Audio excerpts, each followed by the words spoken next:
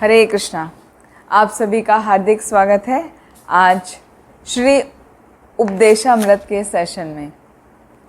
इसमें रूप गोस्वामी के द्वारा दी हुई शिक्षाएं हैं जो सभी भक्तों के लिए बहुत ही महत्वपूर्ण हैं। उन सबको आज हम जानेंगे। सब तो एक दिन में नहीं हो सकते श्लोका, कोशिश करेंगे एक दिन में एक श्लोका कंप्लीट हो। और आज प्रीफेस जो है उस पर मुख्य ध्यान देंगे जो श्रील प्रभुपाद का मोड एंड मिशन है, और रूप गोस्वामी के बारे में हम जानेंगे, उनकी भूमिका जानेंगे, जिससे हम अपने ध्यान को कंसंट्रेट कर सकें उनकी टीचिंग्स को सीखने के लिए। तो आइए अपने सत्र का शुरुआत करते हैं मंगलाचरण से। ओम अज्ञानतिमिरन्धस्य ज्ञानञ्जनशलाकया चक्षुरुन्मिलितं येन तस्मै श्रीगुरवे नमः। श्रीचैतन्यमनोभीष्टं स्थापितं येन भूतले स्वयं रूप कदा मह्यं ददाति स्वपदान्तिकं। वन्देऽहं श्रीगुरो श्रीयुतपदकमलं श्रीगुरुं वैष्णवांश्च। श्रीरूपं साग्रजातं सहगण रघुनाथान्वितं तं सजीवं साद्वैतं सावधूतं परिजनसहितं कृष्णचैतन्यदेवं श्रीराधा कृष्णपादान् सहगण ललिता श्रीविशाखान्वितांश्च। हे कृष्ण करुणा सिंधो दीनबंधो जगत्पते गोपेश गोपिका कांत राधा कांत नमोस्तुते। तप्त कांचन गौरांगी राधे वृंदावनेश्वरी वृषभानुसुते देवी प्रणमामि हरिप्रिये। वाञ्छाकल्पतरुभ्यश्च कृपा सिन्धुभ्यैव च पतितानां पावनेभ्यो वैष्णवेभ्यो नमो नमः। गुरुवे गौरचन्द्राय राधिकाय तदालये कृष्णाय कृष्णभक्ताय तद्भक्ताय नमो नमः। मूकं करोति वाचालं पंगुं लंघयते गिरिं यत्कृपातं हम वन्दे श्रीगुरुदीनतारिणं परमानन्दमाधवं श्रीचैतन्यईश्वरम्। कृष्णाय वासुदेवाय देवकीनन्दनाय च नन्दगोपकुमाराय गोविन्दाय नमो नमः। नमो विष्णुपादाय कृष्णप्रेष्ठाय भूतले श्रीमते भक्तिवेदांत स्वामिनिति नामिने। नमस्ते सारस्वते देवे गौरवाणी प्रचारिणे निर्विशेष शून्यवादी पाश्चात्य देशतारिणे। ओम नमो भगवते वासुदेवाय। ओम नमो भगवते वासुदेवाय। ओम नमो भगवते वासुदेवाय। हरे कृष्णा। आप सभी का हार्दिक स्वागत है श्री उपदेशामृत की क्लास में। इसको इंग्लिश में नेक्टर ऑफ इंस्ट्रक्शन भी कहा जाता है। और ये जो नेक्टर ऑफ इंस्ट्रक्शन है श्री उपदेशा अमृत के नाम से जाना जाता है, जिसका अर्थ यदि हम समझें, श्री का मतलब है राधा रानी और उपदेश का मतलब इंस्ट्रक्शन, आदेश। तो श्रीमती राधा रानी के आदेशों का अमृत, हाँ, श्री उपदेश अमृत का मतलब हुआ श्रीमती राधा रानी के उपदेशों का अमृत, जो हम आज से ग्रहण करने जा रहे हैं।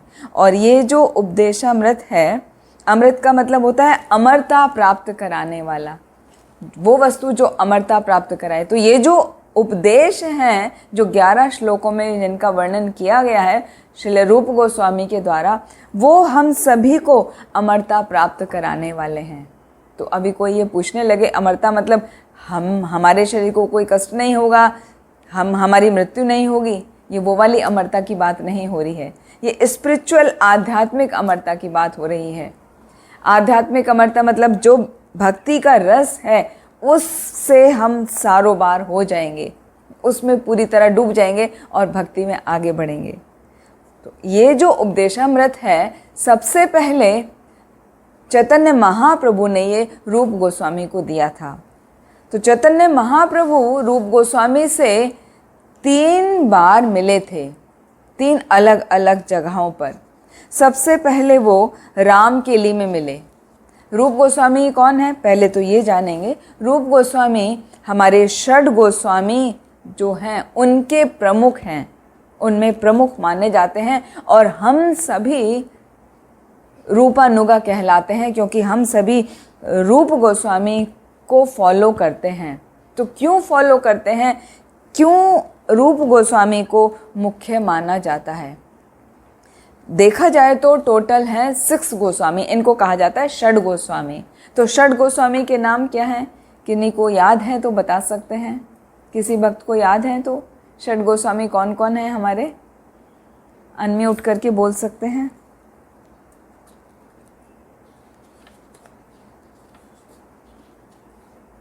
ओके, यदि आपको इस तरह याद नहीं आता है तो आप देखिए, हम जो मंत्र बोलते हैं, श्री रूप सनातन भट्ट रघुनाथ, श्री जीव गोपाल भट्ट दास रघुनाथ। ये जो नरोत्तम दास ठाकुर का भजन आता है ना, हरि हराय नमः, उसमें आता है हरि हराय नमः कृष्ण यादवाय नमः, यादवाय माधवाय केशवाय नमः, श्री रूप श्री सनातन भट्ट रघुनाथ, श्री जीव गोपाल भट्ट दास रघुनाथ, हरि हराय नमः कृष्ण यादवाय नमः। तो ये जो 6 गोस्वामी हैं, इनके नाम हम सभी को याद होने चाहिए। सबसे पहले हैं रूप गोस्वामी, श्री रूप, फिर उनके बड़े भाई सनातन, श्री रूप सनातन भट्ट, भट्ट रघुनाथ मतलब रघुनाथ भट्ट गोस्वामी। पहले रूप गोस्वामी, फिर सनातन गोस्वामी, फिर रघुनाथ भट्ट गोस्वामी। श्री जीव गोपाल, श्री जीव, जीव गोस्वामी, गोपाल भट्ट, 5वें गोपाल भट्ट गोस्वामी, और दास रघुनाथ, रघुनाथ दास गोस्वामी। तो ये 6 के 6 गोस्वामी हमारे आचार्य हैं जो हमें भक्ति के विभिन्न विभिन्न अंगों को प्रदान किए हैं। तो हर एक का एक अपना अलग महत्व है। जैसे रूप गोस्वामी जाने जाते हैं भक्ति रस के लिए, भक्ति रस के आचार्य हैं, उन्होंने हमें भक्ति रस प्रदान किया। और बाकी सब एक एक आचार्यों का वर्णन किया गया है। जैसे सनातन गोस्वामी जो रूप गोस्वामी के बड़े भाई हैं, वो संबंध रस प्रदान करते हैं। संबंध किससे? भगवान से। भगवान से हमारा क्या संबंध है, उसका जो रस है वो रस प्रदान किया है हमें सनातन गोस्वामी ने। और जो भक्ति का पूरा रस है वो प्रदान किया है हमें रूप गोस्वामी ने। और रघुनाथ दास गोस्वामी जो हैं, उन्होंने हमें वैराग्य का रस प्रदान किया है। और इनके अपने अलग अलग प्रमुख विग्रह हैं जिनको वो पूजा किया करते थे। तो पहले 6 गोस्वामी के बारे में बता देते हैं। गोपाल भट्ट गोस्वामी, उनके जो मुख्य है रस वो है अर्चा विग्रह की सेवा का रस। वो अर्चा विग्रह की सेवा किया करते थे। मुख्य अर्चा विग्रह की सेवा थी उनकी शालिग्राम की सेवा, तो शालिग्राम की सेवा किया करते थे। और जीव गोस्वामी ने हमको प्रदान किया भक्ति का जो पांडित्यपूर्ण विवेचना है वो उन्होंने प्रदान की। और रघुनाथ भट्ट गोस्वामी वो भागवत आचार्य कहलाते हैं या भागवत रस के प्रदान करता कहलाते हैं। तो हर एक का अपना अलग अलग महत्व है। 6 गोस्वामी हम देखें तो सबसे बड़े उनमें सनातन गोस्वामी है। सनातन गोस्वामी के भाई हैं रूप गोस्वामी।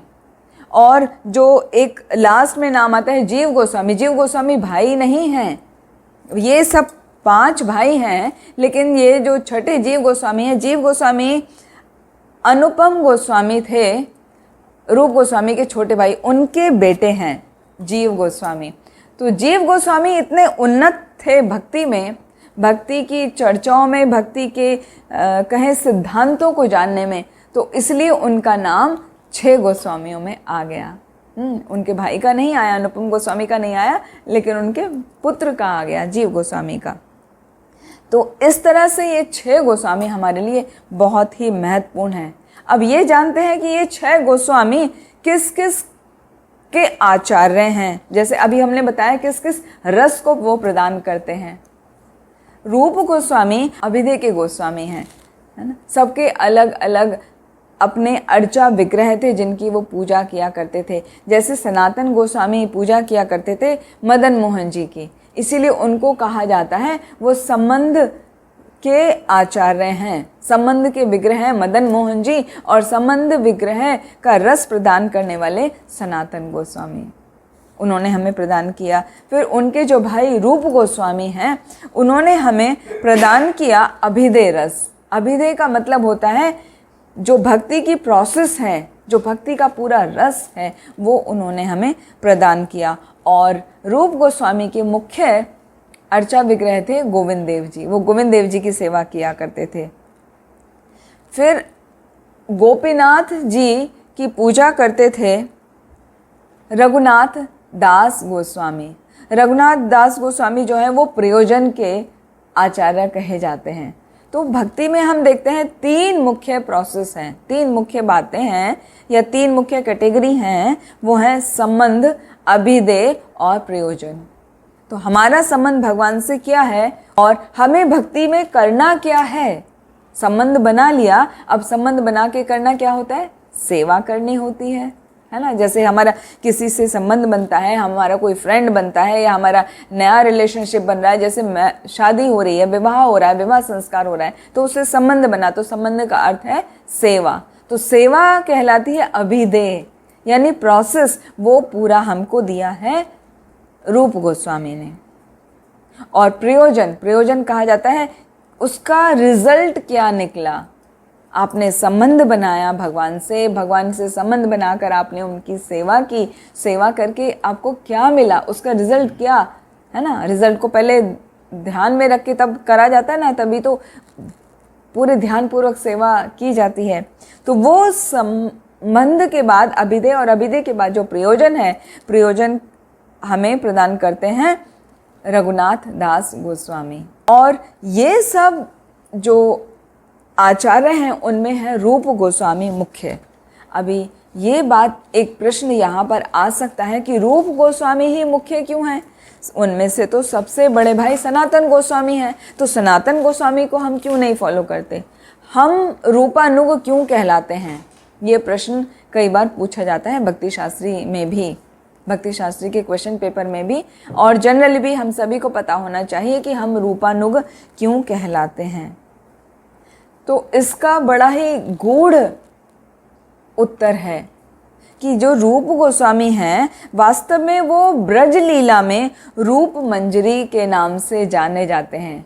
वो रूप मंजरी जो भगवान कृष्ण की जो सखी हैं, ललिता सखी, आपने देखा होगा ज़्यादातर मंदिर में भगवान राधा कृष्ण का जो विग्रह होता है उनके साथ साथ में 2 सखियां होती हैं, एक का नाम होता है ललिता और एक का विशाखा।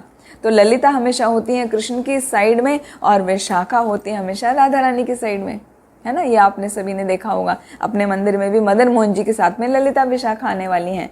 राधा श्याम सुंदर जी के मंदिर में भी आपने देखा होगा ललिता विशाखा वो रहती हैं। तो जो ललिता हैं वो मुख्य सखी हैं, राधा रानी की मुख्य सखी हैं, जो भगवान कृष्ण की सेवा में राधा रानी को लगाती हैं। तो वो ललिता सखी की मुख्य सहायिका के रूप में काम करती हैं रूप मंजरी ब्रज में। वो रूप मंजरी हैं रूप गोस्वामी, जिनको हम रूप गोस्वामी के नाम से जानते हैं। तो ललिता सखी की वो सहायिका के रूप में काम करती हैं, जो कि कृष्ण प्रेम प्रदान करती हैं राधा रानी को भी, हमेशा कृष्ण प्रेम से ओतप्रोत रखती हैं। रूप मंजरी उनकी सहायता करने के कारण रूप मंजरी के अंदर भी वो गुण है, वो पावर है कि वो हमें भक्ति रस प्रदान करते हैं। इसीलिए हमको रूपानुग कहा जाता है, क्योंकि वो जो रूप गोस्वामी है वो कृष्ण प्रेम प्रदान करने वाले हैं। तो कृष्ण प्रेम प्रदान करने के लिए हमें उनका अनुसरण करना पड़ेगा जिन्होंने कृष्ण प्रेम प्रदान किया है। तो कृष्ण प्रेम प्रदान किया है रूप गोस्वामी ने, इसीलिए उनका अनुसरण करने के कारण हम कहलाते हैं रूप अनुग, रूपानुग, रूपानुग उन्हें कहा जाता है। वास्तव में देखा जाए तो श्रील प्रभुपाद रूप गोस्वामी के बहुत ही निकट थे, निकट उनका संबंध था। हालांकि उस समय वो फिजिकली उपस्थित नहीं थे। उस समय जब श्रील प्रभुपाद थे तब तक रूप गोस्वामी राधा दामोदर मंदिर में उनका भजन कुटीर थी और उनकी समाधि थी। तो श्रील प्रभुपाद क्या करते थे, उनको पता था, उन्होंने आचार्यों की टीकाओं में पढ़ा है, उस टीका में उन्होंने पढ़ा है कि भक्ति रस प्रदान करने वाले हैं श्रील रूप गोस्वामी। तो यदि हमें उस भक्ति का रस चाहिए तो हमें उस आचार्य की कृपा प्राप्त करनी होती है। तो आचार्य की कृपा कैसे प्राप्त की जा सकती है? किसी की भी कृपा हमको प्राप्त करनी है तो कैसे प्राप्त होगी? सिंपल है, उसकी सेवा करके। अभी रूप गोस्वामी तो उस समय पर उपस्थित नहीं थे, शरीर से उपस्थित नहीं थे। तो श्रील प्रभुपाद ने क्या किया, रूप गोस्वामी की सेवा करने के लिए वो राधा दामोदर मंदिर में, जहाँ पर रूप गोस्वामी का भजन कुटीर है, जहाँ पर उनकी समाधि है, वहाँ पर वो जाकर अर्ली मॉर्निंग में ही, अर्ली मॉर्निंग मतलब 2-3 बजे उठकर, जब सभी सोए होते थे, पूरा संसार नींद में सोया होता था, श्रील प्रभुपाद वहाँ जाके उसको बुहारते थे, उसको साफ करते थे और वहाँ पर रो रो के क्रंदन करते हुए रूप गोस्वामी से कृपा मांगते थे, भक्ति का रस मांगते थे कि हे रूप गोस्वामी, आप मुझे भक्ति का रस प्रदान कीजिए जिससे मैं अपने गुरु महाराज भक्ति श्रील भक्ति सिद्धांत सरस्वती ठाकुर का जो आदेश है उसको पूरा कर सकूं।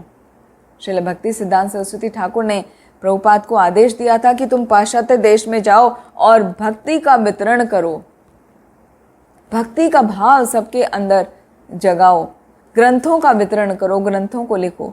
तो उसको पाने के लिए, करने के लिए कुछ शक्ति होनी चाहिए ना, तभी तो कोई कुछ कर सकता है।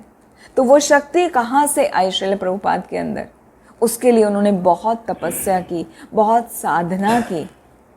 तो वो जो साधना की वो उन्होंने वहाँ पर श्री श्री राधा दामोदर मंदिर में, वहाँ रूप गोस्वामी के भजन कुटीर में वो तपस्या करते थे और वहाँ पर जब सफाई करते थे उनको क्रंदन करते हुए उनसे कृपा की याचना करते थे कि मुझे कृपा कीजिए जिससे वो भक्ति का रस आपने जो सभी को प्रदान किया वो मैं सीख सकूं, जान सकूं, जिससे मैं आगे उसका वितरण कर सकूं। जो मेरे गुरु की आज्ञा है उसको मैं उसके अनुसार उस भक्ति रस का वितरण कर सकूं। तो यहाँ पर एक हमें शिक्षा मिलती है कि जैसे श्रील प्रभुपाद ने रूप गोस्वामी से याचना की, उनकी सेवा की, तब उनको वो शक्ति मिली और उन्होंने, श्रील प्रभुपाद ने कभी भी श्रेय अपने आप नहीं लिया कि वो मैंने तपस्या की, बहुत तपस्या की तो मैं वो कार्य कर सका, मैं भक्ति का वितरण सबको कर सका। चैतन्य महाप्रभु का जो आदेश है, पृथ्वी ते आछे नगर आदि ग्राम, सर्वत्र प्रचार हाईवे मोर नाम, उसको श्रील प्रभुपाद इसलिए सार्थक कर पाए क्योंकि उन्होंने एक तो कृपा की याचना की, ऊपर से जब उनको शक्ति प्राप्त हो गई तो उसको कार्य को करने के बाद उन्होंने पूरा श्रेय अपने श्रील गुरुदेव भक्ति सिद्धांत सरस्वती महाराज को दिया और उनके गुरुदेव रूप गोस्वामी को दिया।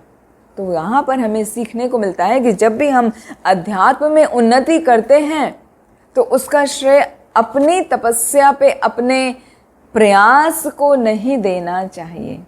वो ये समझना चाहिए कि जो हम ये प्रयास कर रहे हैं, जो हमें आध्यात्मिक सफलता प्राप्त हो रही है, वो हमें हमारे गुरु महाराज की कृपा से ही प्राप्त हो रही है।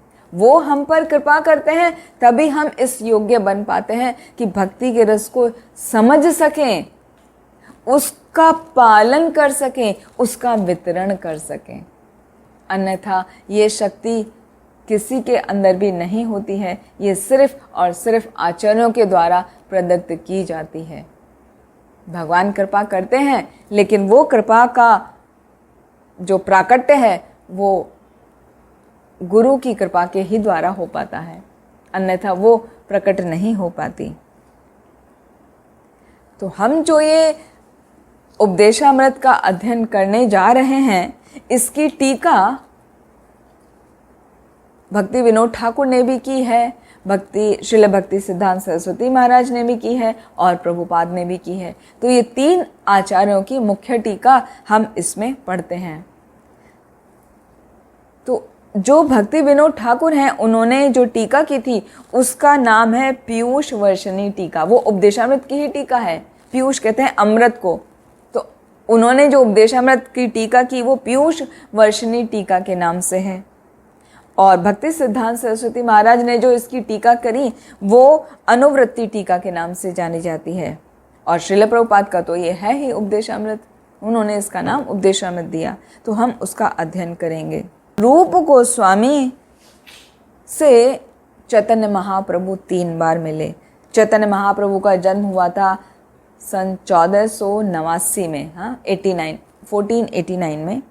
तो जब वो 25 वर्ष के हो चुके थे, तब पहली बार राम केली में चैतन्य महाप्रभु की भेंट रूप गोस्वामी से हुई थी। और वहाँ पर वो प्रभावित हुए उनसे। और दूसरी बार चैतन्य महाप्रभु से उनकी मीटिंग तब हुई जब वो 27 वर्ष के हो चुके थे। और उन्होंने, जब चैतन्य महाप्रभु से पहली मीटिंग हुई थी तो इतने प्रभावित हो गए थे कि उन्होंने 2 वर्ष के अंतर्गत ही गृहस्थ आश्रम को छोड़ दिया था। रूप गोस्वामी कोई साधारण व्यक्ति नहीं थे, वो बहुत ही अमीर व्यक्ति थे। वो नवाब हुसैन शाह के यहाँ वित्त मंत्री का पद ग्रहण किए हुए थे। तो वित्त मंत्री जो थे वो बहुत पैसे वाले थे, उनके पास किसी तरह की पैसे की कोई कमी नहीं थी। तो उन्होंने क्या किया, चैतन्य महाप्रभु से मिलने के बाद उनके अंदर जो भक्ति भाव आया, तो 2 साल के अंदर ही उन्होंने वित्त मंत्री का पद भी छोड़ दिया, गृहस्थ आश्रम भी छोड़ दिया और प्रयागराज चले गए। और प्रयागराज में अपने छोटे भाई अनुपम के पास गए। वहाँ उनका पुत्र था जीव, है ना, जो बाद में जाके जीव गोस्वामी बने। तो जब अपने भाई के घर रह रहे थे वहाँ पर प्रयागराज में, तो वहाँ पर चैतन्य महाप्रभु उनको मिले। प्रयागराज में चैतन्य महाप्रभु रूप गोस्वामी को मिले और वहाँ पर 10 दिन तक लगातार उन्होंने धारा प्रवाह भक्ति का रस रूप गोस्वामी को प्रदान किया। वही भक्ति का रस उन्होंने हमें इस उपदेशामृत में प्रदान किया है। तो ये सब इंट्रोडक्शन इसलिए बता रहे हैं जिससे हम उसकी गहन जो उसका मूल्य है, वैल्यू है उसकी, उसको समझ सकें कि ये साधारण चीज़ हम नहीं समझने जा रहे हैं, ये बहुत ही मूल्यवान चीज़ है। जब हम इसका आमुख पढ़ते हैं, इंग्लिश में प्रीफेस बोलते हैं, हिंदी में आमुख कहा जाता है, तो उसमें बताया गया है कि ये जो श्री उपदेशामृत है, ये संदेश नव भक्तों के लिए है, नव दीक्षित भक्तों के लिए है या नियोफाइट डिवोटीज के लिए है। तो कोई सोचे तो नियोफाइट डिवोटीज के लिए है, अभी तो हम भक्ति में काफ़ी पुराने हो गए हैं, अभी तो हमको सब कुछ पता है, तो हमारे लिए नहीं है। इसका अर्थ ये है कि ये जो नियोफाइट डिवोटीज के लिए उपदेश है, ये एक एक उपदेश को हम ध्यानपूर्वक सुनेंगे तो हम जानेंगे कि हम खुद किस स्तर पर हैं, क्योंकि एक एक चीज को हमें अपने जीवन में लागू करना है। ये प्रैक्टिकल एस्पेक्ट की बुक है। पूरा हमारे जीवन में प्रैक्टिकल एप्लीकेशन हमें कैसे करना है, भक्ति के रस को कैसे डेवलप करना है, वो सिखाती है। ये जो उपदेशामृत है हमें उत्तमा भक्ति सिखाती है। और उत्तमा भक्ति 2 तरीके से सीखी जा सकती है, एक होती है साधन भक्ति और एक होती है साध्य भक्ति। तो उत्तमा भक्ति को मतलब जो बेस्ट तरीका है भक्ति का, वो 2 तरीकों से हम सीख सकते हैं, साधन भक्ति से या साध्य भक्ति से। अभी तक जो हम भगवत गीता का अध्ययन कर रहे थे वो आता है साधन भक्ति में, कि किस प्रकार से उसको किया जाए, उसकी नॉलेज, सिद्धांत, वो सब हम उसमें पढ़ रहे थे, समझ रहे थे, उनका प्रतिपादन हो रहा था। और जो साध्य भक्ति है, जो हम उपदेशामृत में सीखने जा रहे हैं, उसका मतलब होता है कि हमारे भक्ति करने का लक्ष्य क्या है, क्यों हम भक्ति कर रहे हैं। तो भक्ति करने का हमारा मुख्य लक्ष्य है। कोई आंसर देना चाहेंगे, हमारा भक्ति करने का लक्ष्य क्या है, हम क्यों भक्ति करते हैं? अनम्यूट करके बोल सकते हैं। कृष्ण को जानने, कृष्ण प्रेम प्राप्ति। हरि बोल, बहुत बहुत सुंदर। दोनों माता जी ने बहुत सही आंसर बताया। कृष्ण को जानने के लिए, ठीक है, और कृष्ण प्रेम प्राप्त करने के लिए, ये करेक्ट आंसर है। तो जानेंगे तभी तो कृष्ण प्रेम प्राप्त करेंगे। Very good. तो जो साध्य भक्ति है, जो हम उपदेशामृत से सीखने जा रहे हैं, वो है भगवान राधा कृष्ण के चरणों में प्रीति प्राप्त करना, जो कि हमारी भक्ति का मुख्य उद्देश्य है। तो वो मुख्य रूप से दो तरीकों से हम सीख सकते हैं, भाव भक्ति और प्रेम भक्ति। जबकि साधन भक्ति में आता है वैधि भक्ति और रागानुगा भक्ति। तो देखा जाए तो उपदेशामृत के जो 11 श्लोक हैं वो भक्ति के सभी अंगों को बता रहे हैं। श्लोक संख्या 1 से लेके 7 तक हम सीखेंगे वैधि भक्ति। वैधि भक्ति का मतलब है क्या नियम है, क्या हमें फॉलो करना है, किस चीज़ से हमें बचना है, डूज एंड डोंट्स। 1 से 7 तक सीखेंगे। फिर श्लोक संख्या 8 में हम सीखेंगे रागानुगा भक्ति। आप साथ में नोट्स बना सकते हैं अपनी बुक में या अलग से नोटबुक में। श्लोक संख्या 8 में आएगा रागानुगा भक्ति, और श्लोक 9, 10 और 11 उसमें दोनों का बताया गया है। दोनों को बताया गया है, दोनों मतलब भाव भक्ति और प्रेम भक्ति क्या है। तो एक एक करके हम वो सीखेंगे। तो हमने बताया था कि चैतन्य महाप्रभु से 3 बार मिले थे रूप गोस्वामी। तो 2 बार का हो गया, एक बार प्रयागराज में मिले और उससे पहले रामकेली में मिले। अब तीसरी बार कहाँ मिले? तीसरी बार मिले जगन्नाथपुरी में। जगन्नाथपुरी में रूप गोस्वामी चैतन्य महाप्रभु से पैदल चलकर मिलने आए, और वहाँ पे उस समय एक सत्यभामापुर नाम का एक गांव था, तो वो वहाँ कुछ समय रहे। तो ऐसा आचार्यों की टीकाओं में वर्णन आता है कि सत्यभामा जी ने वहाँ पर उनके स्वप्न में प्रकट होकर कहा था रूप गोस्वामी से कि रूप गोस्वामी क्या करते थे, वो राइटिंग करते थे, लिखते थे, शास्त्रों को लिखते थे। तो उनको बोला था कि ये जो तुम लिख रहे हो, जो तुम रचना कर रहे हो, इनको अलग अलग लिखना, मिक्स मत करना। मतलब जो द्वारका लीला है और जो वृंदावन लीला है उनको अलग अलग लिखना, एक मत करना। तो रूप गोस्वामी ने विदग्ध माधव और ललित माधव लिखे। विदग्ध माधव में द्वारका की लीलाएं आती हैं और ललित माधव में वृंदावन की लीलाएं आती हैं। और उसके बाद में वो काफ़ी समय तक, रूप गोस्वामी काफ़ी समय तक हरिदास ठाकुर के पास रहे। हरिदास ठाकुर का घर जो जगन्नाथपुरी में सिद्ध बकुल वृक्ष है ना, वहाँ उसके पास था। तो वहाँ पर रहते थे रूप गोस्वामी।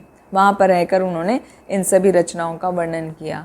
और रूप गोस्वामी के बहुत सारे ग्रंथ हैं, उन्होंने बहुत सारी रचनाएं की। जैसे हम बाद में पढ़ेंगे भक्ति रसामृत सिंधु, वो भी रूप गोस्वामी की ही है। और जैसे अभी बताया विदग्ध माधव, जिसमें द्वारका लीलाओं का वर्णन है। ललित माधव वृंदावन लीला का वर्णन है। उज्ज्वल नीलमणि, दान केली कौमुदी, पद्यावली, स्तवमाला, लघु भागवतामृत और राधा कृष्ण गणोदेश दीपिका, इस तरह उन्होंने बहुत सारे शास्त्रों का वर्णन किया। बहुत सारी पुस्तक उन्होंने लिखी थी। और जो सबसे इम्पॉर्टेंट है कि जब भी हम उपदेशामृत पढ़ रहे हैं या हम आगे फ्यूचर में भक्ति रसामृत सिंधु पढ़ेंगे, तो हमें रूप गोस्वामी का प्रणाम मंत्र जरूर बोलना चाहिए, जिससे हमें उनकी कृपा प्राप्त हो। हालांकि वो प्रणाम मंत्र हम हर क्लास से पहले बोलते हैं, है ना, वो बोलते हैं ना, दूसरा ही मंत्र बोलते हैं ओम अज्ञानतिमिरन्धस्य के बाद। कौन सा? श्री चैतन्य मनोभीष्टम स्थापितम येन भूतले स्वयं रूप कदा मह्यम ददाति स्वपदान्तिकम। ये रूप गोस्वामी का प्रणाम मंत्र है। तो इसमें क्या कहा गया है? श्री चैतन्य मनो अभीष्टम स्थापितम येन भूतले। जो रूप गोस्वामी हैं वो चैतन्य महाप्रभु के मन के अभीष्ट को जानते थे, वो जान गए थे। इतना समय उनके साथ रहे ना, हालांकि वो 3 अलग अलग जगहों पे वो मिले हैं, लेकिन उतने में ही वो चैतन्य महाप्रभु के मन की इच्छा को पूरा जान गए। श्री चैतन्य मनो अभीष्टम स्थापितम येन भूतले, और उनके इस अभीष्ट को, इस इच्छा को जानकर उन्होंने इस पृथ्वी पर उस इच्छा को स्थापित किया। वो अभी आगे बताएंगे क्या स्थापित किया। पहले इस श्लोक का पूरा मीनिंग समझते हैं। दूसरी लाइन है स्वयं रूप कदा मह्यम ददाति स्वपदान्तिकम। वो स्वयं रूप गोस्वामी का मैं कब मुझे कृपा प्राप्त होगी, वो मुझे कब अपनी कृपा का पात्र बनाएंगे, कब मुझे अपना आश्रय प्रदान करेंगे। तो ऐसी प्रार्थना हमें करते हुए, श्रील रूप गोस्वामी का आशीर्वाद लेते हुए तब उपदेशामृत का अध्ययन करना चाहिए, जिससे हम उनकी कृपा से सब अच्छे से समझ सकें। जब हम आमुख देखते हैं, आमुख यानी प्रीफेस, तो उसमें पहला ही सेंटेंस है कि जो कृष्ण भावनामृत आंदोलन है वो श्री रूप गोस्वामी की अध्यक्षता में संचालित होता है। मतलब जो कृष्णा कॉन्शियस है वो पूरा का पूरा रूप गोस्वामी ने जो बताया है उसके अनुसार पूरा उसी पर आधारित है, उनके आदेशों पर ही आधारित है। क्यों? और ये पूरा भक्ति रस में डूबा हुआ है। इसीलिए तो हम देखते हैं कि भगवत गीता में जगह जगह पर आता है, श्रील प्रभुपाद वर्णन करते हैं कृष्ण भक्ति करो, कृष्ण भक्ति करो, मन को कृष्ण में लगाओ। तो वो इसीलिए है, वो सब कुछ कृष्ण कॉन्शियसनेस वो रूप गोस्वामी से ही आई है। भक्ति का रस उन्होंने हमें प्रदान किया। इसीलिए हमें इन 6 गोस्वामियों का अनुसरण करना चाहिए, और जिनमें मुख्य हैं रूप गोस्वामी। खाली चैतन्य महाप्रभु ने रूप गोस्वामी को नहीं प्रदान किया, बाकी को भी किया, लेकिन वो मुख्य हैं। और इसमें सबसे मुख्य संदेश ये है कि उपदेशामृत में कहा गया है कि हमें पहले गोस्वामी बनना चाहिए, उसके बाद में हम भगवान के शुद्ध भक्त बन सकते हैं। और जब भगवान के शुद्ध भक्त बन जाते हैं तब हम जीवन की सर्वोच्च सफलता प्राप्त कर सकते हैं, जो कि है कृष्ण प्रेम की प्राप्ति। तो शुरुआत कहाँ से है? पहले गोस्वामी बनना है। तो गोस्वामी का अर्थ क्या है? गो मतलब इंद्रियां, स्वामी मतलब कंट्रोलर, मास्टर। गो का अर्थ यहाँ पे गाय से नहीं है, हाँ, गैया से मत लगाइएगा। गो का अर्थ है सेंसेस। तो जो व्यक्ति अपने सेंसेस को कंट्रोल कर सकता है, अपनी इंद्रियों का नियमन कर सकता है, उसको गोस्वामी कहा जाता है। तो पहले गोस्वामी बनना है, उसके बाद शुद्ध भक्त बना जाता है। यानी सबसे पहली क्वालिटी है भक्त बनने के लिए हमें गोस्वामी होना होता है। गोस्वामी का अर्थ ये नहीं है कि जैसे वृंदावन के जितने भी मंदिर हैं वहाँ जितने भी पुजारी हैं, हेड पुजारी, उन सभी को गोस्वामी कहा जाता है। तो गोस्वामी वो टाइटल वाला गोस्वामी की बात नहीं हो रही है, उसका literally word to word meaning की बात हो रही है। मतलब हम सभी को अपने इंद्रियों को कंट्रोल करना आना चाहिए, तब हम भक्त बन सकते हैं। अन्यथा ये होगा कि हम केवल ज्ञान प्राप्त करेंगे, एग्ज़ाम देंगे और कोई परिवर्तन नहीं। तो ऐसा करने से कुछ फ़ायदा नहीं है। खाली एग्ज़ाम पास करने के लिए ये कोर्स नहीं कराया जा रहा है। ये कोर्स इसलिए कराया जा रहा है जिससे हम रूप गोस्वामी के मर्म को जान सकें, उनकी शिक्षाओं को जानकर अपने जीवन में लागू कर सकें और अपने जीवन को सफल कर सकें। और जैसा कि कहा जाता है कि ये नए भक्तों का नियोफाइट के लिए उपदेश है, तो उसमें उपदेश क्या है? सबसे पहली 2 बातें मुख्य बताई गई हैं। सबसे पहली बात है कि one should control his mind and senses, तभी वो जीवन की सफलता प्राप्त कर सकता है।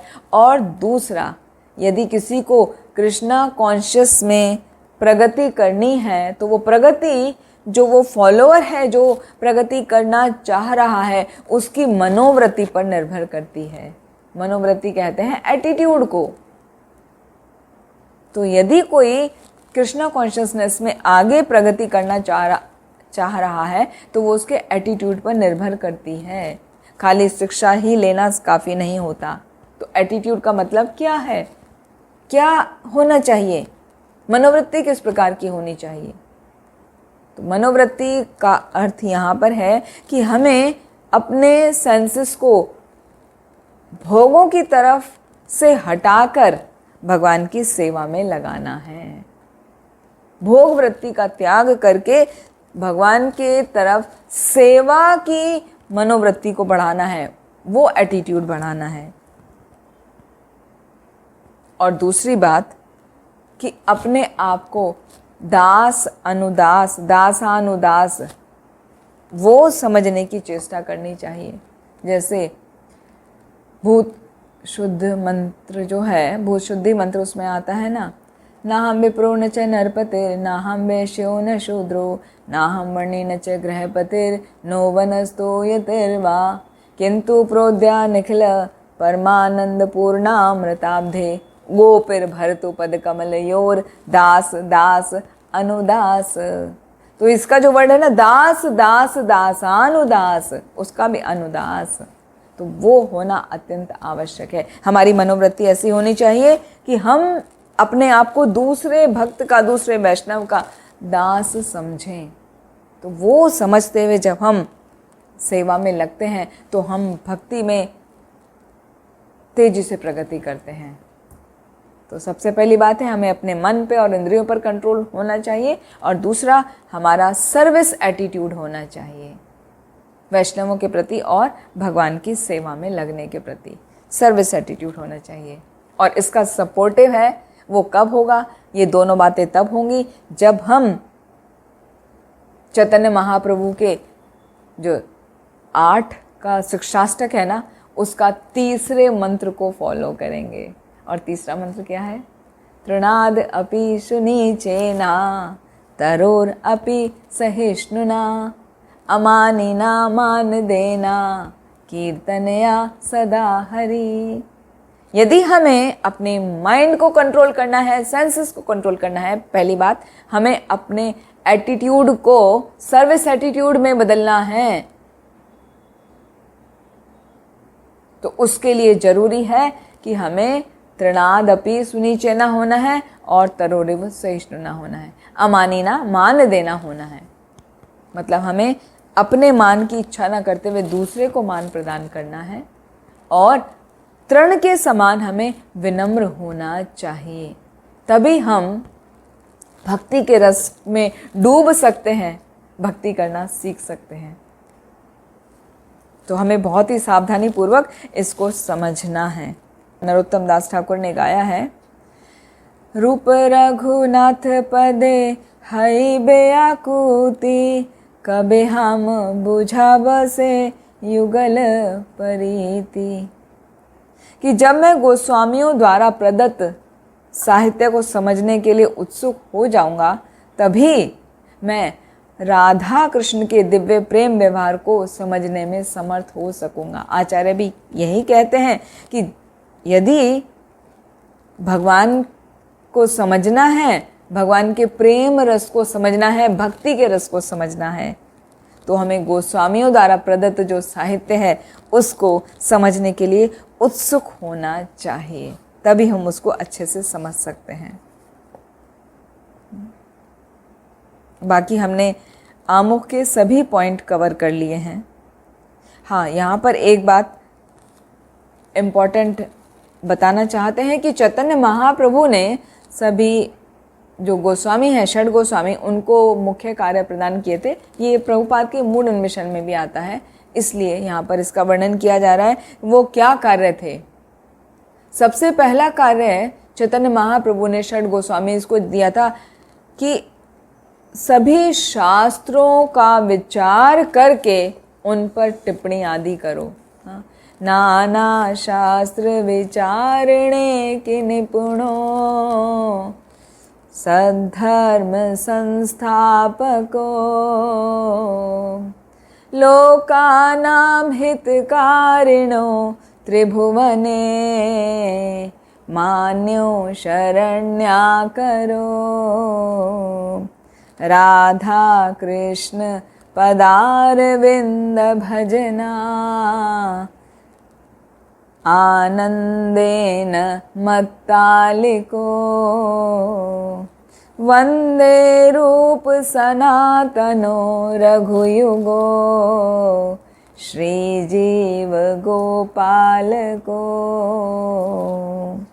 ये जो षड गोस्वामी अष्टक है उसमें इस शिक्षा का वर्णन किया है, इस कार्य का वर्णन किया है जो रूप गोस्वामी को चैतन्य महाप्रभु ने बोला था। नाना शास्त्र विचारणे के निपुणो, षड धर्म संस्थापको, विभिन्न प्रकार के शास्त्रों का विचार करके उनकी रचना करो और सद्धर्म को मतलब सनातन धर्म को स्थापित करो।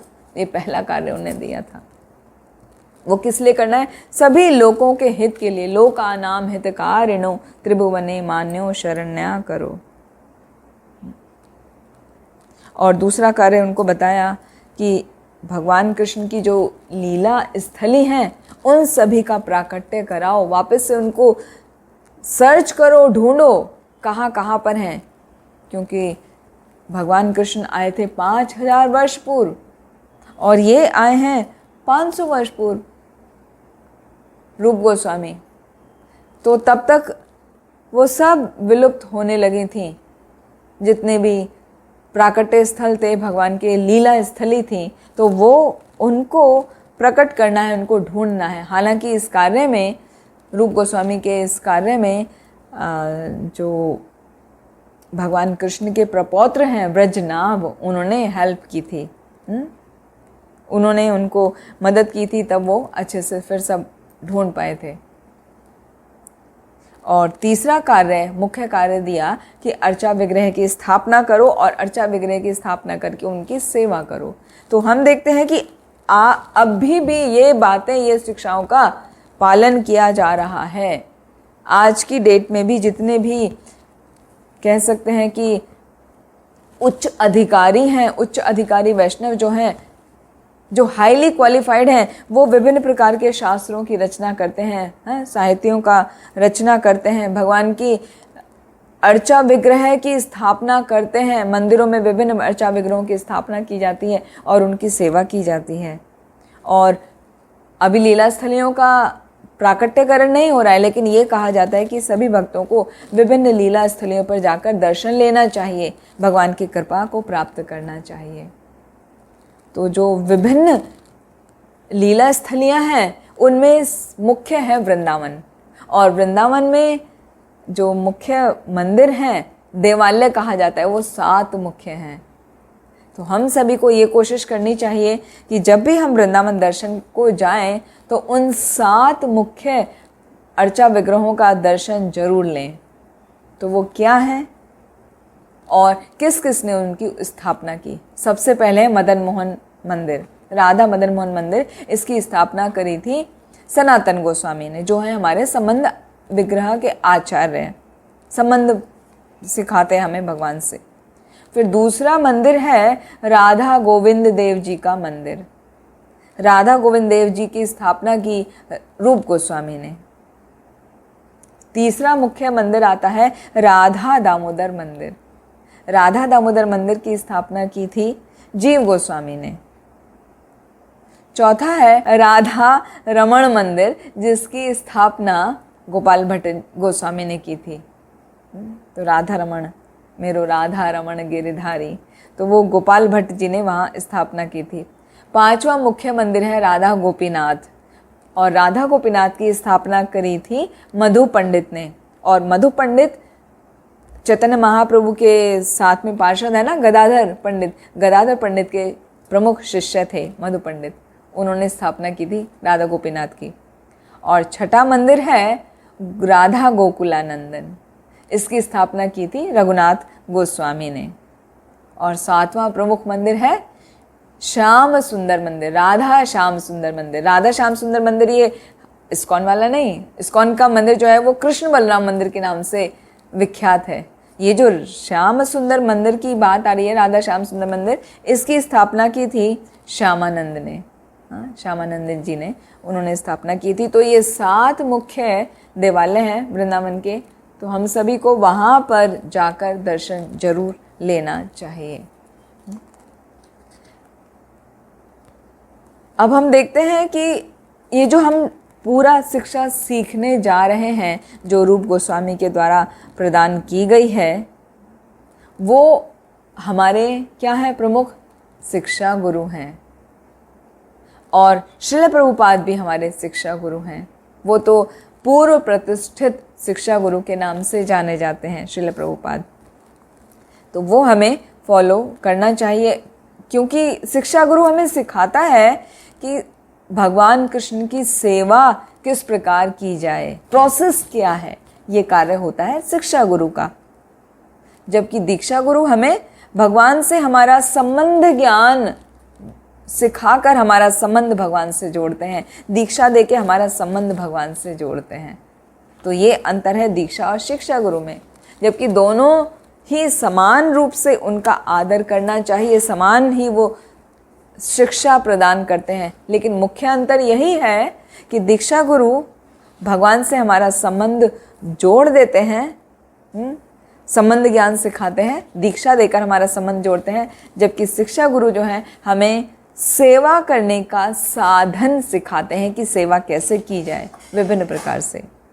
और जो हमारे हृदय में चैत्य गुरु होते हैं, उनका कार्य होता है ये जो शिक्षा गुरु और दीक्षा गुरु, ये हमें जो शिक्षा दिए हैं, जो हमें टीचिंग्स दिए हैं, उनका पालन किस प्रकार करना है, उसकी प्रेरणा हमें अंदर से हमें देते हैं चैत्य गुरु। तो दीक्षा गुरु कहलाते हैं मदन मोहन जी के प्रतिनिधि, श्री श्री राधा मदन मोहन जी के प्रतिनिधि कहलाते हैं दीक्षा गुरु। और शिक्षा गुरु कहलाते हैं श्री श्री राधा गोविंद देव जी के प्रतिनिधि। राधा दामोदर हैं, वो कहलाते हैं संकीर्तन के विग्रह। तो इस प्रकार हमने मुख्य जो पॉइंट्स थे वो जाने श्रील रूप गोस्वामी के बारे में। आइए अब शुरुआत करते हैं श्लोक संख्या 1 से। रूप गोस्वामी ने क्या उसमें हमें शिक्षा दी है। तो अभी थोड़ा सा समय है, थोड़ा लेंगे, फिर अगले सत्र में उसको पूरा करेंगे। श्लोक हमारे बाद में रिपीट कर सकते हैं। श्लोक संख्या 1। वाचो वेगम मनसः क्रोध वेगम। पढ़िए। वाचो वेगम मनसः क्रोध वेगम। जिह्वा वेगम उदरो उपस्थ वेगम। जिह्वा वेगम उदरो उपस्थ वेगम। एतान वेगान यो विषहेत धीरः। एतान वेगान यो विषहेत धीरः। सर्वाम अपि माम पृथ्वीं से शिष्यात्। सर्वामपि मां पृथिवीं स शिष्यात्। थैंक यू माता जी, बहुत सुंदर प्रोनाउंसिएशन किया आपने, वेरी गुड, थैंक यू। तो यहाँ पर 6 प्रकार के वेगों का वर्णन किया है। वर्ड टू वर्ड समझेंगे। वाचो वेगम, वाचो मतलब वाणी, वाणी का वेग। मनसहा, मन का वेग। दूसरा क्रोध वेगम, क्रोध का वेग, जो हमें क्रोध आता है ना, गुस्सा आता है, उसका वेग। चौथा जिह्वा वेगम, जिह्वा मतलब जीभ का वेग। पांचवा उदर वेग, उदर कहते हैं स्टमक को, स्टमक का वेग, बेली का वेग। और छठा है उपस्थ, उपस्थ कहते हैं जेनिटल्स या जननेंद्रियों को, तो उनका वेग। तो एतान, पहले ये 2 लाइन में 6 वेग के नाम बता दिए गए हैं। वाणी का वेग, मन का वेग, क्रोध का वेग, जिह्वा का वेग मतलब टंग का वेग, बैली का वेग और उपस्थ का वेग। फिर अगली लाइन में बताया गया है एतान वेगान, ये जो एतान माने ये जो वेग हैं, यो विषहेत धीरहा, विषहेत माने जो उसको सहन करता है, और धीरहा वो कहलाता है धीर। धीर मतलब धैर्यवान जो होता है, मनुष्य जो धैर्यवान होता है उसको कहा जाता है धीर। बहुत गंभीर होता है, धीर गंभीर। फिर सर्वाम अपीमाम, सर्वाम मतलब इन सभी को, निश्चय रूप से ही, पृथ्वीम से शिष्यात, इस पूरी पृथ्वी पे वो सभी को शिष्य बना सकता है। तो इसको पूरा समझेंगे कि जिस व्यक्ति के अंदर ये 6 वेग को कंट्रोल करने का पावर है, जो उनको सहन कर सकता है, जो उनको धैर्य पूर्वक टॉलरेट कर सकता है, वो व्यक्ति पूरे संसार में किसी को भी अपना शिष्य बना सकता है। वह सारे संसार में शिष्य बनाने के लिए योग्य है। तो एक तरीके से देखा जाए तो एक ये गुरु की योग्यता है। शिष्य कौन बनाता है? गुरु बनाता है। तो ये गुरु की योग्यता है, और साथ ही साथ ये एक शिष्य की भी योग्यता है। शिष्य कौन बन सकता है? जिसके अंदर ये 6 की 6 क्वालिटी हो, जो ये 6 वेगों को कंट्रोल कर सकता हो, वही शिष्य बन सकता है, और वही गुरु के द्वारा साधा जा सकता है। गुरु क्या करता है? साधता है ना शिष्य को। और शिष्य कहलाता है डिसाइपल, इंग्लिश में disciple, one who is ready to discipline is called disciple. जो गुरु के द्वारा साधा जाना या साधा जाने को तैयार हो, वो शिष्य कहलाता है। तो यहाँ पर श्रीमद् भागवतम में जब सुखदेव गोस्वामी वर्णन कर रहे थे, तो सुखदेव गोस्वामी से परीक्षित महाराज पूछने लगे, ये वर्णन आता है 6ठे स्कंद में, कि प्रायश्चित करने का क्या मतलब है? यदि कोई व्यक्ति अपनी इंद्रियों को वश में नहीं कर सकता, तो प्रायश्चित करने से क्या फायदा, क्यों करा जाए? उसका श्लोक इस प्रकार है, द्रष्टृश्रुताभ्याम यत् पापम जानन्या अप्यात्मनो अहितम करोति भूयो विवशः प्रायश्चित्तमथो कथम क्वचित् निवर्तते भद्रात् क्वचित् चरति तत्पुनः प्रायश्चित्तमतो अपार्थम मन्ये कुंजर शौचवत्। तो वहाँ पर सुखदेव गोस्वामी से परीक्षित महाराज पूछ रहे हैं कि व्यक्ति प्रायश्चित क्यों करता है। तो सबसे पहले इसी का वर्णन है, फिर आगे एक एक वेग को लेके चलेंगे। तो पहले ये समझे प्रायश्चित है क्या। तो प्रायश्चित व्यक्ति गलती करता है, उसके बाद उसको लगता है कि मैंने गलती कर दी है, तो मुझे उसका प्रायश्चित करना चाहिए, जिससे उस गलती का पाप मुझे ना भोगना पड़े, है ना। कुछ गलती करते हैं तो उसका पाप होता है ना, पनिशमेंट मिलता है, तो वो ना भोगना पड़े, तो उसके लिए आप माफ़ी मांग लो। तो उसी को प्रायश्चित कहा गया है यहाँ पर। तो प्रायश्चित क्यों कोई करता है और उसका क्या मतलब है। तो प्रायश्चित करने वाले जो लोग होते हैं ना, वो 4 तरीके के होते हैं। एक वो होते हैं जो सुनकर सीख लेते हैं। मतलब यदि साधारण तौर पे, जैसे श्रील प्रभुपाद ने उदाहरण दिया है कि यदि किसी व्यक्ति ने चोरी की है और चोरी करने का दंड होता है उसको जेल, ठीक है। अब एक व्यक्ति ने उसको सुना, किसी व्यक्ति दूसरे व्यक्ति से सुना या उसने न्यूज़ में सुना कि चोरी करना पाप है, चोरी करने से क्या दंड मिलता है, जेल जाना पड़ता है, दंड का भुगतान करना पड़ता है।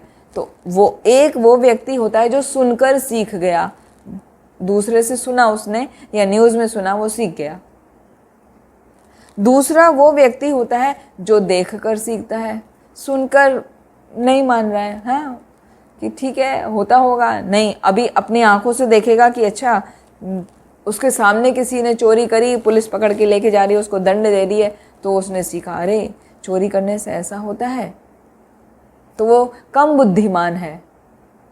तीसरा प्रकार का व्यक्ति है जो ना तो देखकर सीख रहा है ना तो सुनकर सीख रहा है, वो अपने अनुभव से सीख रहा है कि ऐसा थोड़ी है कि सबके साथ होगा, सबके साथ होगा, मैं करके देखूंगा, ज़रूरी थोड़ी उसने कुछ गलती करी होगी, मैं तो बहुत शातिर हूँ तो मुझे थोड़ी ना दंड मिलेगा, मैं पकड़ा ही नहीं जाने का, मैं बहुत सावधानी पूर्वक चोरी करूँगा, मैं पकड़ा ही नहीं जाने का। तो क्या होता है, वो गलती तो करता ही है, मनुष्य का स्वभाव है, वो गलती करता है, चोरी पकड़ी जाती है, उसको दंड होता है, फिर वो अपने अनुभव से सीखता है, ओ मेरे से गलती हुई और मैं पकड़ा गया, मुझे दंड मिला, मुझे सजा मिली, मुझे भुगतान करना पड़ा। तो ऐसा व्यक्ति दूसरे वाले से भी कम बुद्धिमान है। और एक तो कहा जाता है निपट मूर्ख होता है, एकदम बुद्धू। वो क्या करता है, दूसरे को देख रहा है, सुन रहा है, अपना एक बार एक्सपीरियंस भी कर चुका है कि दंड मिलता है, वो फिर भी नहीं सीखता। अच्छा तब मैंने गलती करी थी, मैं पकड़ा गया, लेकिन इस बार मैं और सावधानी पूर्वक करूंगा, मैं पकड़ा नहीं जाऊंगा। तो ऐसा व्यक्ति क्या, मूर्ख कहा गया है उसको। तो ऐसे जो व्यक्ति हैं उनके प्रायश्चित करने का कुछ फायदा नहीं है। वो अच्छा है जो ज्ञानी है, जो सुनकर ही समझ जाता है। तो यदि कोई ऐसा व्यक्ति है जो गलती करके भी नहीं सीख रहा है, बार बार उसी गलती को कर रहा है, उसकी तुलना करी गई है हाथी के स्नान से। हाँ, मन्ने कुंजर शौचवत। ऐसा व्यक्ति यदि प्रायश्चित कर रहा है तो ऐसे प्रायश्चित का क्या फायदा। जो चौथा कैटेगरी का है कि गलती हो गई, पनिशमेंट में मिल गया, फिर दूसरा प्रयास कर रहा है। जैसे हम देखते हैं हिरण्यकश्यप, कितना उसने प्रयास किया, पूरे उसने 14 तोड़ निकाले अमरता के कि मैं दिन में ना मरूं, रात में ना मरूं, घर के बाहर ना मरूं, अंदर ना मरूं। क्या था वो मूर्खता वाली ही तो बात है ना। जब ब्रह्मा जी ने एक बार कह दिया कि भाई मैं खुद अमर नहीं हूं, मैं तुमको अमरता का वरदान नहीं दे सकता, तो जो बुद्धिमान होता है तो वो वही समझ जाता है। और हिरण्यकशिपु ने क्या किया, तरह तरह से वो निकालने की कोशिश करी कि मैं कैसे बचूं। तो मूर्ख व्यक्ति का यही कार्य होता है। तो ऐसा व्यक्ति यदि कोई प्रायश्चित करता है तो ऐसे प्रायश्चित की कुछ फायदा नहीं है। उसकी तुलना हाथी के स्नान से की गई है। शास्त्र में बताया जाता है कि हाथी जिस प्रकार पूरा अपने शरीर पे मड रहता है ना, मिट्टी रहती है उसके शरीर पे, तो नदी में जाके वो स्नान करता है, क्लीन हो जाता है, और वापस आके वो अपने ऊपर फिर धूल फेंक लेता है, अपनी सूंड से उठाता है और डाल देता है। हालांकि उसका प्रयोजन कुछ और है, वो स्किन को प्रोटेक्ट करने के लिए उसको आवश्यक है वो करना, लेकिन यहाँ पर वो प्रोटेक्शन वाली बात नहीं कंसिडर करी जा रही। यहाँ पर ये कंसिडर किया जा रहा है कि हाथी साफ हुआ, फिर वापस उसने अपने आप को गंदा कर लिया। तो इस प्रकार का प्रायश्चित का क्या फ़ायदा। या कुछ लोग ऐसे होते हैं जैसे चर्च में जाते हैं, हाँ, यहाँ पर प्रभुपाद ने वर्णन किया है कि पूरा वीक में कुछ गलतियाँ करेंगे और उसका संडे को जाकर वहाँ पर पादरी को जाके बता देंगे कि हमसे ये गलती हुई है, प्रार्थना करेंगे, प्रायश्चित करेंगे, फिर बाकी पूरे वीक में फ्री हैं गलती करने के लिए। तो इस तरीके का प्रायश्चित करना ठीक नहीं है। करना क्या चाहिए वास्तव में, यदि गलती हो जाए, पहली बात तो गलती करना ही नहीं चाहिए। उसके लिए बचने के लिए सही ज्ञान लेना चाहिए। जब हमें ज्ञान होगा तो हमारा जीवन कैसा होगा, नियमित होगा, गलती करेंगे ही नहीं, जीवन तपस्या पूर्ण होगा।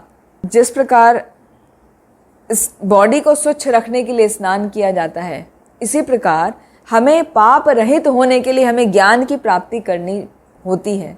तो ज्ञान प्राप्त करके नियमित जीवन बिता के, नियमित जीवन मतलब रेगुलेटेड लाइफ के साथ में हम जब रहते हैं तो पाप होता ही नहीं। गलती से कहीं हो भी जाता है तो उसका शमन हो जाता है यदि हम भक्ति में लगे रहते हैं। तो कृष्ण भक्ति को जो हम सभी के अंदर सुप्त अवस्था में सभी के हृदय में है, उसको जागृत करना होता है। तो यदि कोई व्यक्ति निरंतर स्नान कर रहा है, प्रतिदिन स्नान कर रहा है, तो उसको स्किन डिजीजेस नहीं होती, उसको कोई प्रकार की बीमारियां नहीं आती। उसी प्रकार यदि कोई व्यक्ति नियमित ज्ञान प्राप्त करता है, श्रीमद् भागवतम भगवद गीता का अध्ययन करता है और तपस्या करता है, भगवान के नाम का जप करता है, तो वो पाप कर ही नहीं सकता। यदि उससे पाप होता भी है तो इन नामों में इतना बल है कि उसके सभी पाप कट जाते हैं। इसलिए ज्ञान लेना अत्यंत आवश्यक है। और ये इस प्रकार एक और उदाहरण से समझाया, जैसे सूर्य निकलता है तो कोहरा भाग जाता है ना, तो उसी प्रकार भगवान का जो ज्ञान है वो हमारे सभी अंधकार को दूर कर देता है। कृष्ण सूर्य सम है, माया है अंधकार। जहाँ कृष्ण ताहार नहीं, मायार अंधकार। जहाँ पे भगवान कृष्ण है वहाँ पर माया आ ही नहीं सकती। माया मतलब जो वास्तविकता नहीं है उसको माया कहते हैं। उसी के कारण, उसमें फंसने के कारण हम विभिन्न प्रकार के पाप कर्मों में लगते हैं। तो यदि हम ज्ञान प्राप्त करके भगवान कृष्ण की भक्ति में लगते हैं, सेवा में लगते हैं, तो हम किसी भी प्रकार के माया से, पाप से बचे रहते हैं। आज यहीं पर विराम देते हैं। अगली बार में ये जो हमने 6 वेगों को अभी शब्दों के रूप में जाना है, उसको डिटेल में जानेंगे। उसको जानने से पहले ये प्रायश्चित के बारे में वर्णन करना अत्यंत आवश्यक था, क्योंकि श्रील प्रभुपाद ने टीका में उसको लिया है। तो हम वैसे ही चलेंगे जैसे इसमें सिलेबस में दिया गया है। ठीक है, तो आज हमने मुख्य सीखा कि रूप गोस्वामी हमारे भक्ति रस के आचार्य हैं। तो हमें सबसे इम्पॉर्टेंट है ये वाला मंत्र याद होना चाहिए। श्री चैतन्य मनोभीष्टम स्थापितम येन भूतले स्वयं रूप कदा मह्यम ददाति स्वयं पदांतिकम। रूप गोस्वामी की कृपा प्राप्त करने के लिए उनका प्रणाम मंत्र पढ़कर मन में ये भाव रखकर कि हम जो वो भक्ति रस प्रदान किए हैं उसको हम सीख सकें और अपने जीवन में उसको उतार सकें, तो उसकी हमको कृपा प्रदान करें, जिससे हम ये सीख कर अपने जीवन में लागू करें और अपने जीवन को सफल कर सकें, कृष्ण प्रेम की प्राप्ति कर सकें। यही आज का मुख्य उद्देश्य था। अगले में हम देखेंगे कि किस प्रकार हमें 6 वेगों को कंट्रोल करना चाहिए और कंट्रोल करने वाला व्यक्ति किस प्रकार पूरी पृथ्वी पर सभी को अपना शिष्य बना सकता है। ये तब तक हम आज विराम देते हैं। आप सभी का बहुत बहुत धन्यवाद। श्री उपदेशामृत की जय। श्रील प्रभुपाद की जय। श्रील रूप गोस्वामी की जय। निताई गौर हरि प्रेमानंदी। हरि हरि बोल। हरे कृष्ण। किसी का कुछ प्रश्न है आज से संबंधित तो पूछ सकते हैं, या आगे फर्दर कोर्स से संबंधित तो पूछ सकते हैं।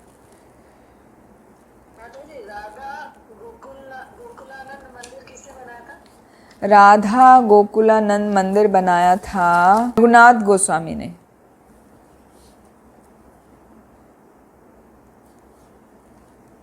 मैं एक बार रिपीट कर देती हूँ।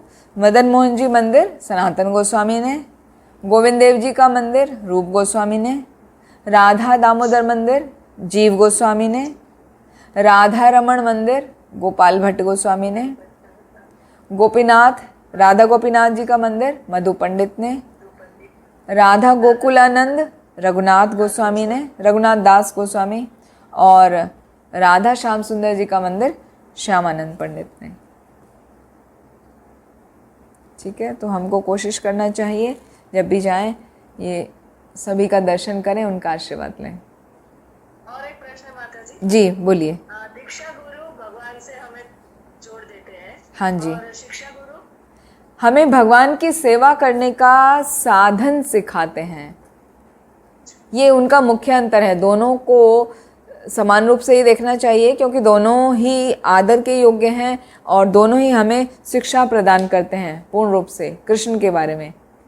लेकिन फ़र्क क्या है? फ़र्क ये है कि दीक्षा गुरु हमारा संबंध जोड़ देते हैं, शिक्षा गुरु जोड़ नहीं पाते। वो हमें सिर्फ सिखाते हैं, वो हमें टीचिंग देते हैं।